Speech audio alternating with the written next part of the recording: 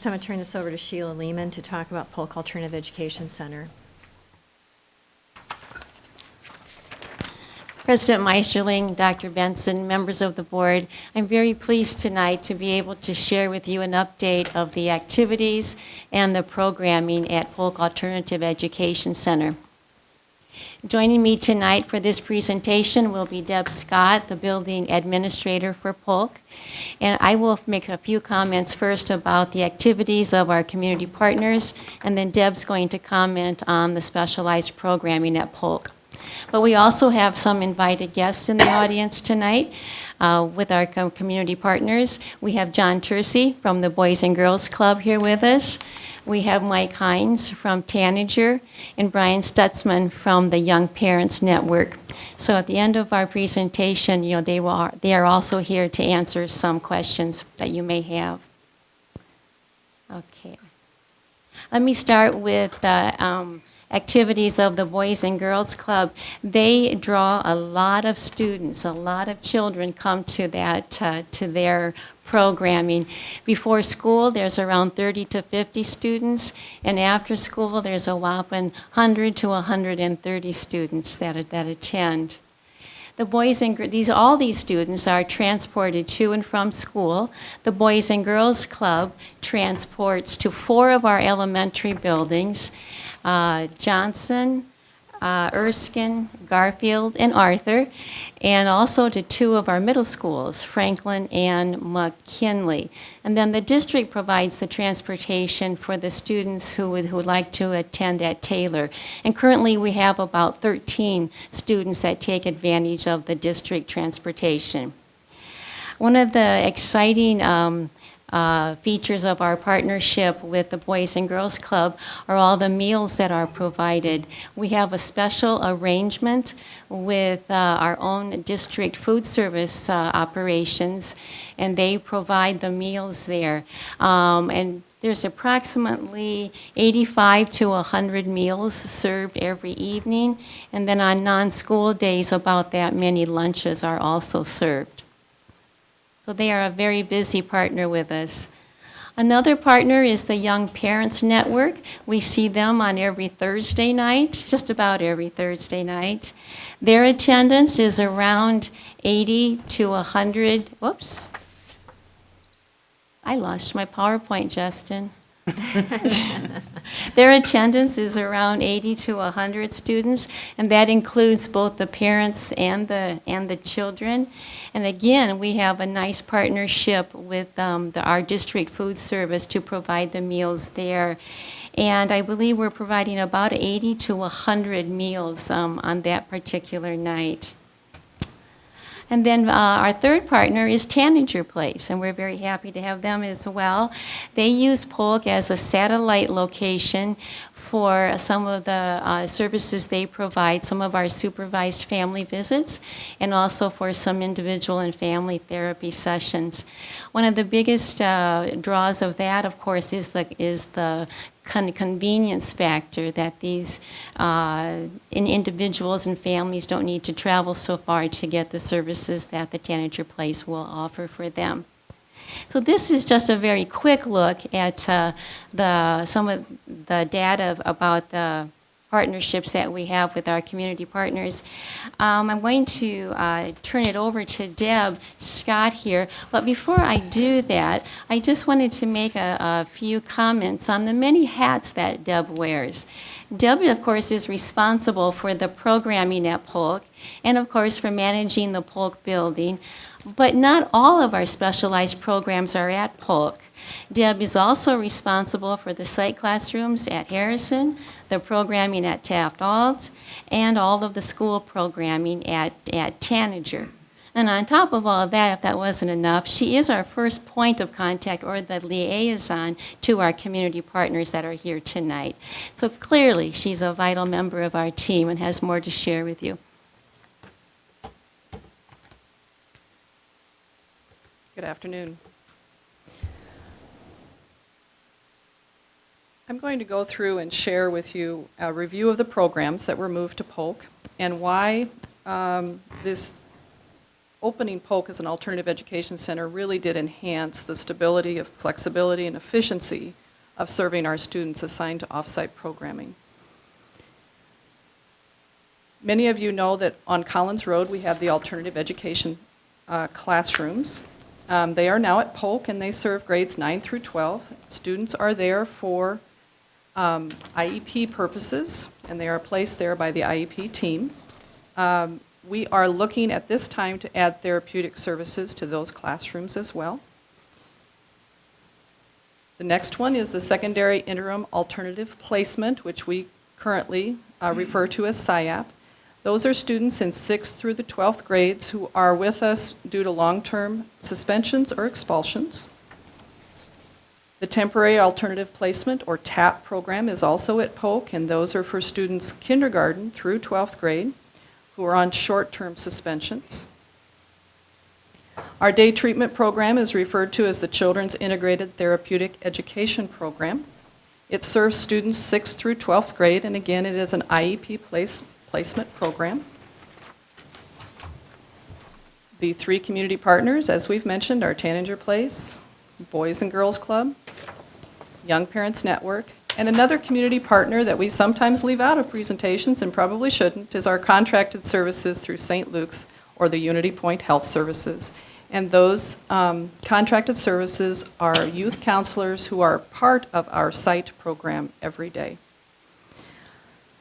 The teams at all of these programs are currently working on transitioning students perhaps back to traditional schools or into the world of work and adulthood.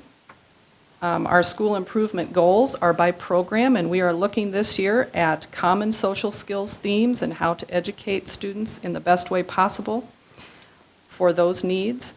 Also, we have a very active professional learning community through our SIAP program that's looking at brain boosters and activity level and how that affects day-to-day school programming and how that affects your health.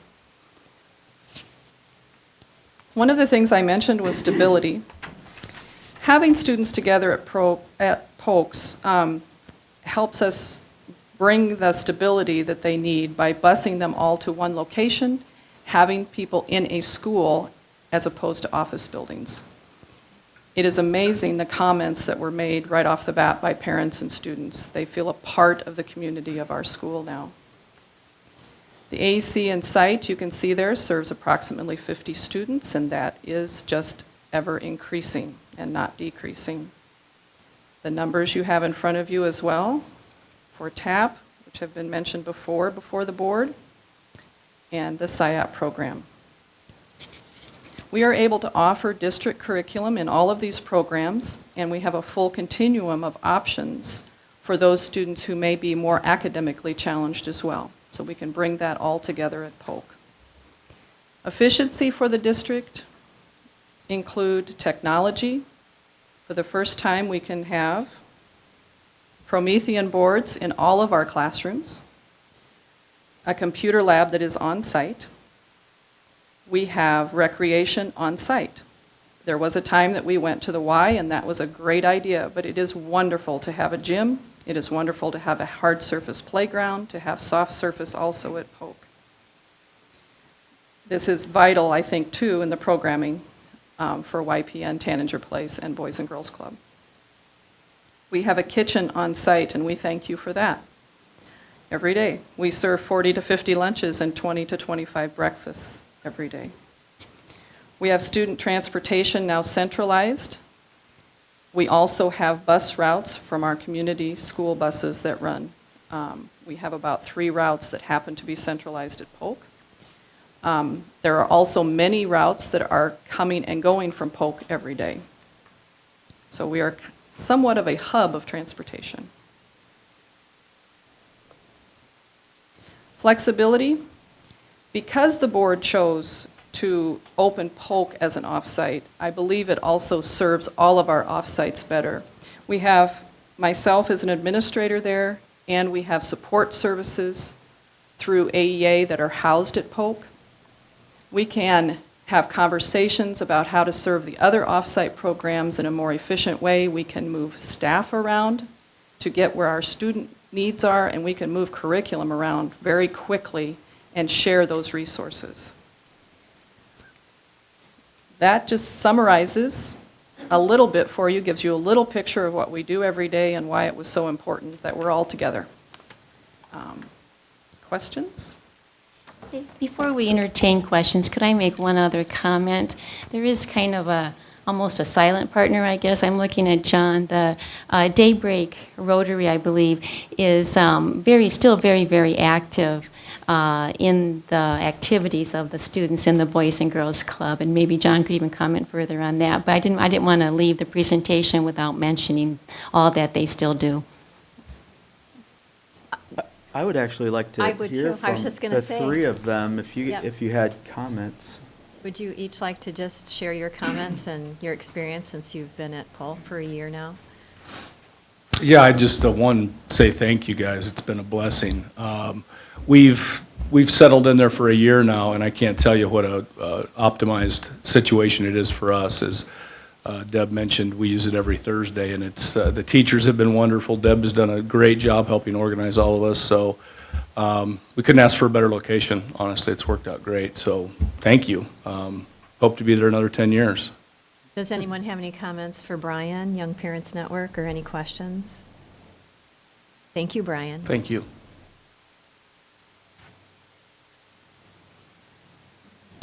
I'm Mike Hines from Tanager Place, and I also want to thank the school board and Deb and Sheila for giving us the opportunity to serve the kids and the families of the neighborhood of Polk. Last year, I think we served about 35 kids and their families from that neighborhood, and we're able to serve their behavioral and mental health needs there in that school site. So it's great opportunities for us as an agency and the families of that neighborhood to get their needs met there without going out to companies or agencies like ours. So, Thank you, Mike. Any questions? Questions? Or comments from Mike? Okay, thank you very Okay. much.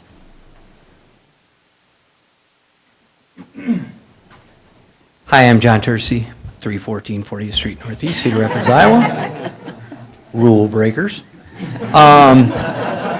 I run the Boys and Girls Club of Cedar Rapids. First and foremost, we have to thank Dr. Benson and Mary Ellen and Steve, who helped us get it all together, and then the school board for allowing us to be there, because it has been a huge, huge help.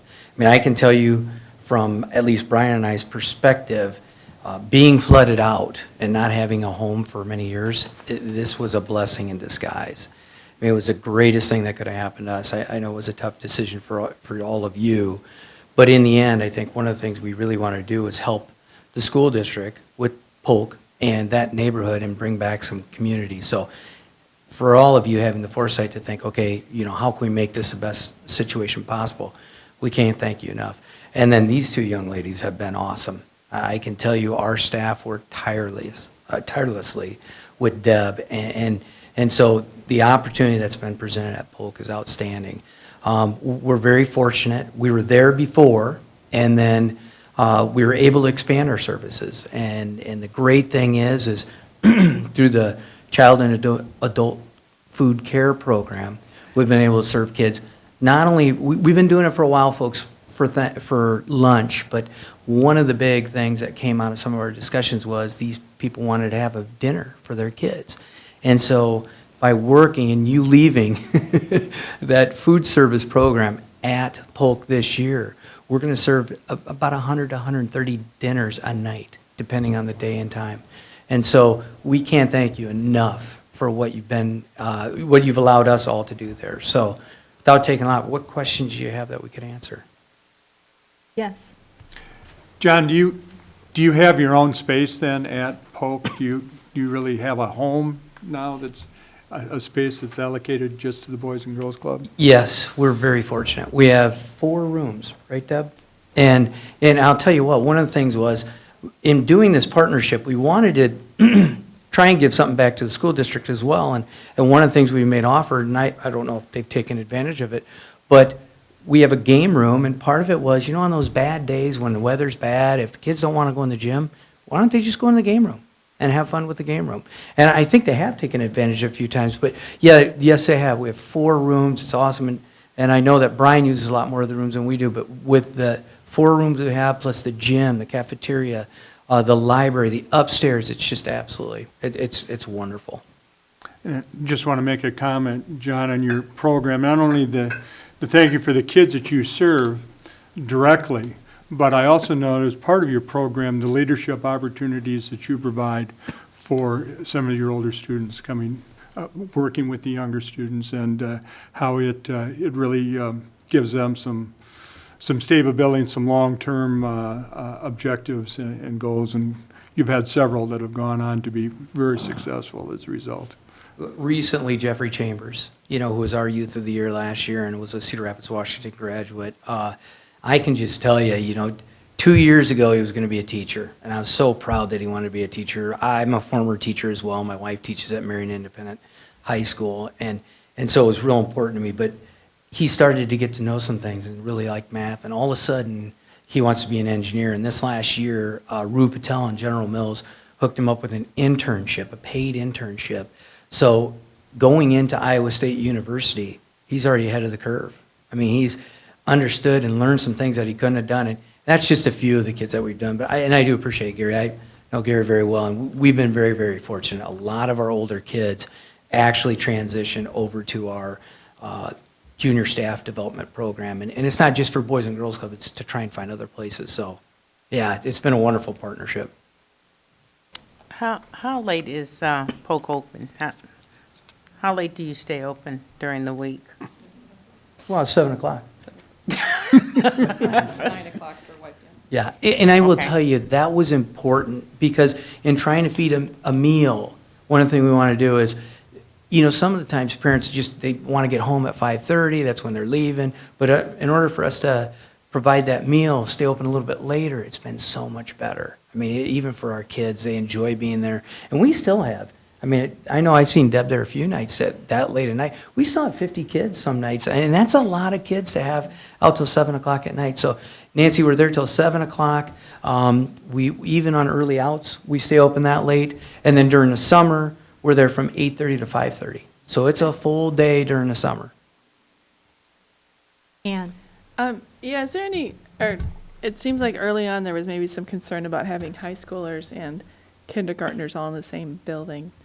And you mentioned about some kids volunteering, but could you kind of talk about how that's all worked out with the dynamics of the age group? Yeah. No, what's wonderful is actually we just use the upstairs for the older kids, and then the whole downstairs for the little kids. Now, the older kids will come down to use the gym, and they'll eat downstairs, but then they go right back upstairs, and it has been a wonderful thing. Back, for some of you that would remember, when we used to have our old site on Ellis Boulevard, we just had a single room for the teens.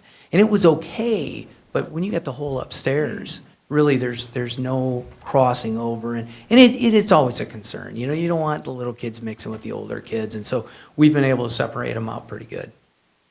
Good. Yes, Keith? Specifically address the achievement gap, how you help us with that. Well, I'm in over there, I know you do. No, I think there's some interesting things that we could do a little bit better together, and I think it's just a process now. We do homework help and special tutoring every single night. That is one of the points of Boys and Girls Club. It's called Power Hour. There's also a few other programs that we do that I think are very good for that stuff. One of the things that I think as we're growing together, and we actually just, I don't think it was Mary Ellen that we had conversations with, but we got led down a path that, okay, here's the sheet you need in order to get the grades and the information you need in order to get kids the proper help they need. And so that's going to be huge to us. I mean, one of the things I think we've always struggled with is we try to get our kids grades, and it's, when you're asking kids to give you grades, some of the times they don't even get home, let's face it, we know that. So to get them to the club, we did all kinds of incentives, and we were fortunate, but by doing this now, I think we're going to be able to just work directly with the schools and the school system, and that is going to be a huge, huge help. One of the things I can tell you that we did a few years ago, and it's something we want to do, I think if we can keep working with the schools, we actually had Educare come in and do a reading and math assessment at the end of the school year. And we didn't have any other information to use other than the stuff that you'd posted about your ITBS test scores that were earlier in the year. And what we saw is our kids were reading at a 74%, and our kids were doing 78% in math. So they were hitting their appropriate grade level. So we were real excited because we thought, okay, this is good information. And we were only able to do it 1 year because it's expensive to use Educare to come in and evaluate 200 separate kids. But we did find out some good things, and I think it is one way we can really help to close that achievement gap. And I will tell you, one of the things that I think we're very successful about is, if you'd go into the Boys and Girls Club, when I started 15 years ago over at Ellis Boulevard, we had 6 African Americans in the whole program. And right now, if you go over to the sites, and we're, for you all to know, we're at Taylor Elementary, we're at Hoover Elementary, we're at Olivet Mission, we're right across the street from Johnson at First Congregational Church as well as Polk. Our minority population makes up about 55% of our total membership now, and we had about 655 members last year. So I think not only are we looking at closing the achievement gap, but it's with minority students as well as the whole general population. So I think we do have a good advantage that we do see those kids that need it the most. Other comments or questions? Great. Any comments or questions for Deb? Yeah. Yes. I just want to add my appreciation and thanks. We have some wonderful cooperative partners in this adventure, so I want to say thank you for your good work and to the Rotary Club. Also, Deb, Sheila, Mary Ellen, and Steve have all stepped up. We've stepped up with transportation through Denny. There's been a lot of partnership activity. But finally, I think I'd be remiss if I didn't call Sue and Kim Miller and CREA up for a compliment. It's a great leap of faith when you're taking somebody out of familiar circumstances and you're saying to them, trust us, you're going to like this better, you're going to have more support, you're going to feel a lot less isolated and more of a team. And I believe we've accomplished that under Deb's leadership, and we appreciate CREA working with us and getting this accomplished. I couldn't have said it any better. Thank you very much. And John, Brian, Mike, you guys do wonderful things in our community. We are privileged to have that partnership and relationship with you. Continue your good work, and Deb, certainly continue yours. We did take a very difficult action and turn it into something that we think is very beneficial to our students and that community and that neighborhood. So we can't do it alone. Thank you very much. Appreciate it. And thanks for coming tonight.